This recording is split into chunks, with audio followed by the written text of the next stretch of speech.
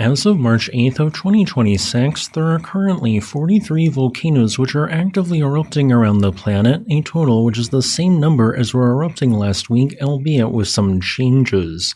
One of these erupting volcanoes, which produced either the second or third largest explosive eruption of the 20th century, is Guatemala's Santa Maria volcano. The aforementioned powerful eruption in 1902 left behind a giant scar in the main mountain from which a flank lava dome complex known as Santiaguito has grown ever since.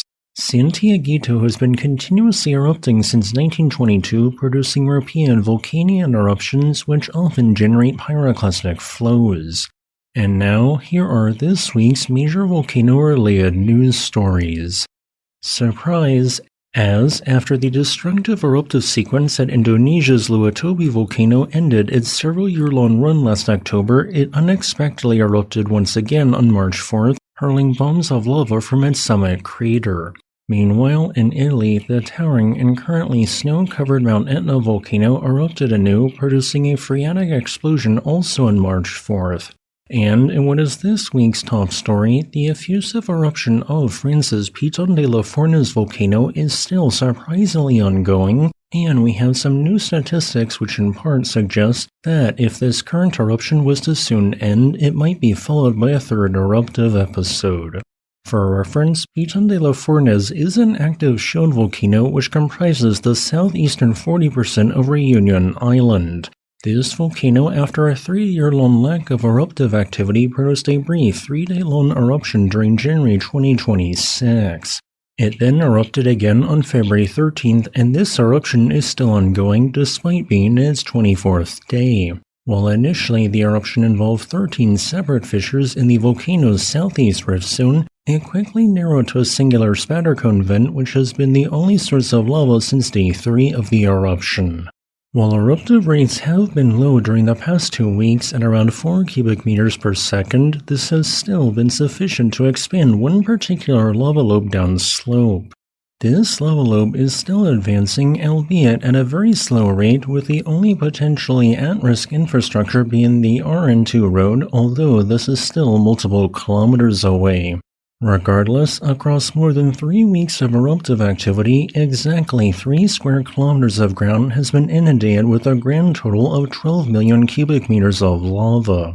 In other words, the average lava flow thickness from this eruption is 4 meters or 13.1 feet.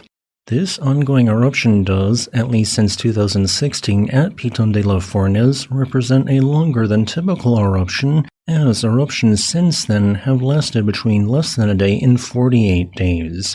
Regardless, despite the still ongoing lava effusion, the summit region of Piton de la Fournaise is still inflating.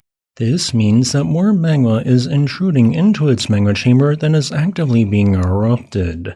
While this could theoretically lead to a very lengthy eruption, in my opinion, I deem it more likely that the current eruption ceases sometime in the next few weeks, only to later start again within 1 to 2 months after that happens in a new series of events. Meanwhile, in Italy, Mount Etna erupted for the first time in nearly 2 months when, just after 1 p.m. on March 4th, an explosion occurred at its Bocca Nuovo crater. This created a plume of ash which rose 5,000 feet above that vent, yet there were no obvious strong ground deformation signals like might be expected from rising magma, so what caused this eruption? The quick answer is that it was phreatic in nature. In other words, heat from still cooling magma at depth transferred to a batch of groundwater, causing it to eventually flash to steam. This transformation caused pressure to build until it forced its way upwards through overlying rock in a phreatic eruption. In my opinion, there still is a potential for more phreatic eruptions to occur at its summit for a time. And in Indonesia, after not erupting since October 18th, the laki-laki cone of the Lewotobi volcano erupted anew on March 3rd. This involved 2 explosions about 4 hours apart, each of which ejected bombs of lava and created plumes of ash which rose up to an altitude of 9,000 feet. These were not phreatic but volcanic in nature, although they seemingly ejected cooling rather than truly fresh lava fragments. It remains to be seen whether further explosive eruptive activity will occur in the next week. And now, here is a quick list of all the world's volcanoes which are currently erupting. Additionally, here are some volcanoes showing signs of unrest which are not erupting as of the recording of this video on March 7th of 2026.